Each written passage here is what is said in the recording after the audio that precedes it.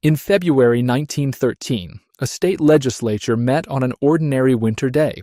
They voted to ratify a constitutional amendment. Most Americans paid no attention. In 323 days, 2 amendments would become law. They did not fix small problems. They changed the country forever. The federal government won the power to tax incomes directly. State legislatures lost the right to elect United States senators. Think about your paycheck.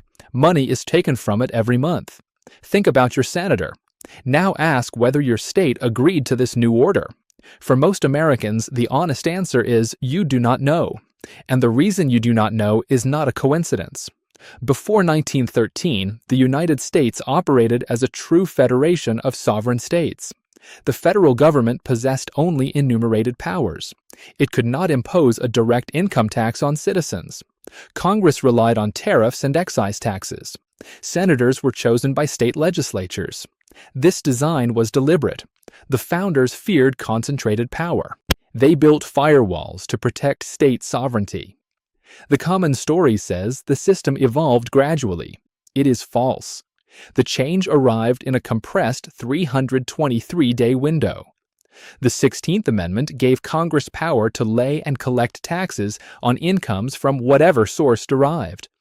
The 17th Amendment provided for the direct election of senators. The ratifications came fast. State after state followed. The 3/4 threshold was reached within 323 days.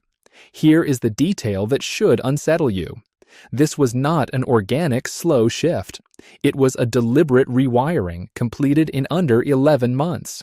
PRE 1913, America had no permanent federal income tax. Attempts to impose one had been struck down by the Supreme Court. The federal government relied on tariffs and excise taxes. This kept Washington small by design. States guarded their fiscal independence fiercely. Senators answered first to their state capitals. This created real accountability. Then the amendments passed. The 16th Amendment unlocked revenue streams the framers had deliberately denied the federal government. Congress moved with remarkable speed. The Revenue Act of 1913 introduced the first permanent federal income tax. Rates started at 1% on incomes over $3,000. The principle was established once and for all. The federal government could now reach directly into the pockets of individual citizens. Federal grants emerged as the new tool of leverage. Each grant came with conditions. Washington dictated the terms of use. States surrendered control for the cash. Here is the detail that should unsettle you. This was not a gradual or voluntary evolution. It was economic coercion operating through incentive. The 17th Amendment completed the structural rewiring. The Senate was designed as the state's direct representative body in the federal government. State legislatures elected senators under the original Constitution. This structure ensured senators answered first to their state capitals. The founders built it as a firewall against federal overreach. The 17th Amendment replaced that system with direct popular election. Senators now campaigned for votes from the people at large. Money and national popularity replaced state legislative instruction. State legislatures lost their constitutional check on federal power. The final ratification arrived on April 8, 1913. Connecticut cast the decisive vote. The 323-day window closed. Immediate policy cascade followed within months. The grants flowed. The conditions multiplied. The dependence became structural and inescapable. Modern dependence numbers make the outcome unmistakable. Today, federal grants comprise more than 30% of total state budgets.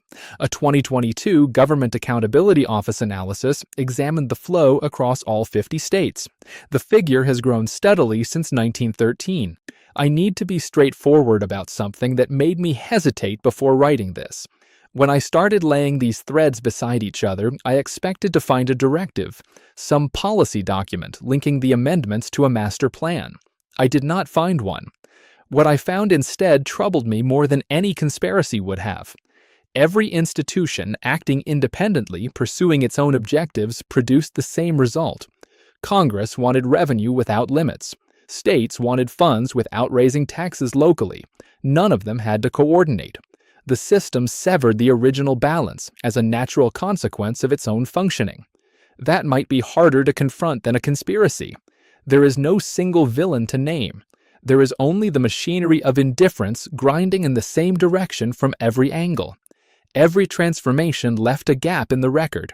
Every gap made the line harder to trace. Every dead end you hit when examining the original federalism feels personal, like your particular republic was lost. But the pattern is not personal, it is structural. The amendments passed, the grants flowed, the senators shifted. The country crossed a point of no return in under 11 months. Americans today live inside the new order without realizing the short window that created it. The question remains whether this silence was built or whether it just grew. Whether 100 separate systems all happened to agree that centralization was easier than federalism. At some point, the distinction stops mattering. When every wall faces the same direction, you stop calling it coincidence and start calling it architecture. Who were the states before they changed the balance of power? What sovereignty did your state carry before someone decided it was too cumbersome, too independent, too dangerous, or simply not worth preserving? The answers are still out there, scattered across congressional records and state archives, disconnected from each other, waiting for someone to match them back together. The machinery of American government produced this outcome. The question I cannot resolve is whether the silence was deliberate or whether it simply emerged. When the architecture points one way, the past becomes harder to see. Yet the original design is not gone. It waits in the documents for anyone willing to look past the new order and remember what was lost.